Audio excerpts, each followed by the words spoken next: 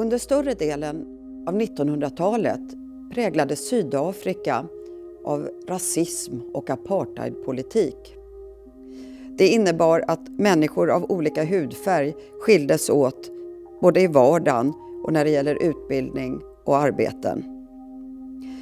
De svarta i Sydafrika hade ingen fri rörlighet och deras liv begränsades av en mängd lagar och regler.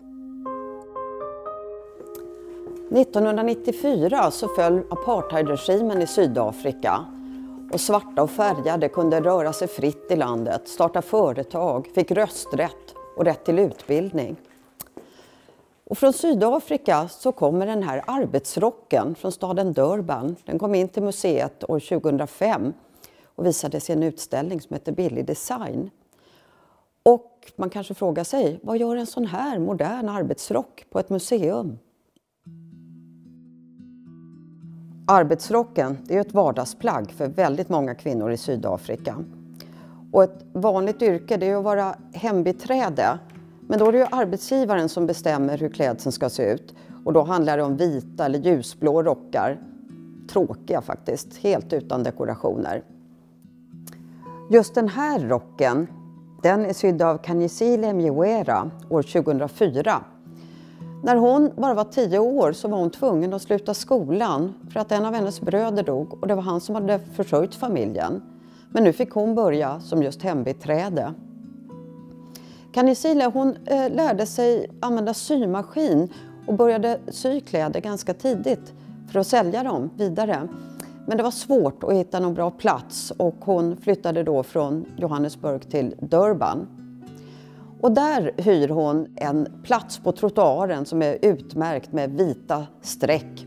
Och det är klart, det är tufft att stå där på trottoaren längs med en trafikerad gata, långa arbetspass.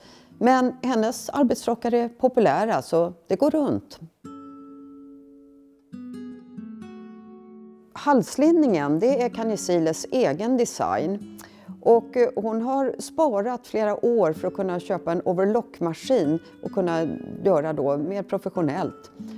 Och hon gör rockar i många olika färger, pastellfärger framförallt. Syrenlila, lindblomsgrönt, rosa. Men hon berättar att den färgen som säljer allra bäst det är den här aprikosa.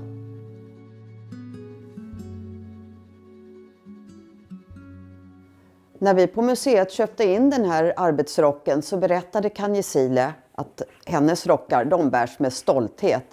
Det är något helt annat än de här vita och ljusblå arbetsuniformerna som arbetsgivarna tillhandahåller för hembiträdena.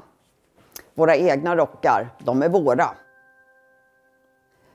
Kanyisiles arbetsrock det är också en del av en mycket större berättelse.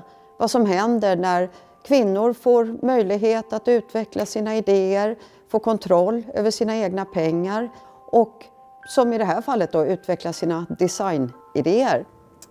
Jag tycker att det är så fint att den här arbetsrocken lever vidare här i utställningen.